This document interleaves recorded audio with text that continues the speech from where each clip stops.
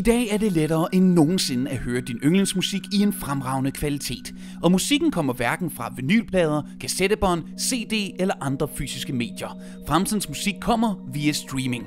At streame musik betyder egentlig bare, at du lytter til musikken i takt med, at den leveres fra internettjenester, såsom TDC Play og Spotify, eller fra din smartphone, tablet, PC eller Mac til eksterne højttalere.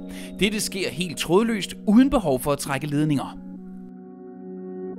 Det ultimative inden for streaming hedder Sonos. Sonos-familien har et lækkert design, og produkterne er hver især unikke på deres område.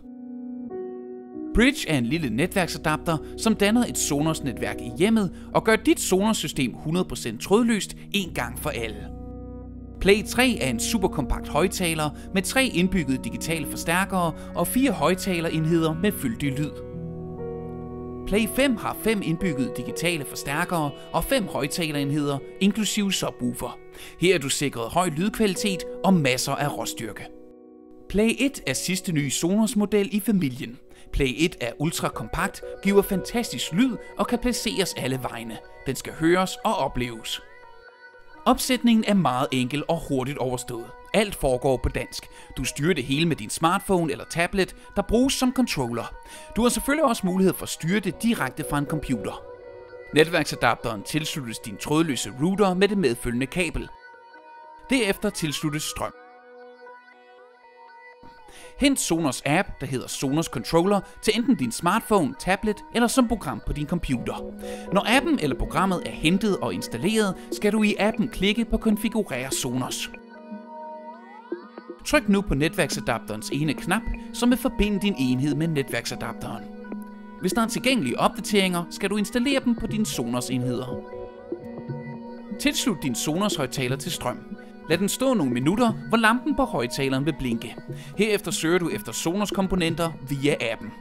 Tryk på højttalerens mute og plus-knap samtidigt. Efter kort tid vil appen godkende højttaleren. Højttaleren skal konfigureres, og det går i al sin enkelhed ud på, at du skal vælge, hvilket rum den befinder sig i. Nu er du klar til at afspille musik for din enhed, eller eksempelvis internettets mange tusinde radiostationer. Noget af det smarte ved Sonos er, at det fungerer trådløst i mange rum på én gang. Du kan med andre ord altid købe en ekstra højttaler og koble den nemt til systemet trådløst. På den måde kan du høre den samme musik i alle rum, men styre volumen uafhængigt. Du kan også høre forskellig musik i alle de rum, hvor du har Sonos, hvis du har lyst til det.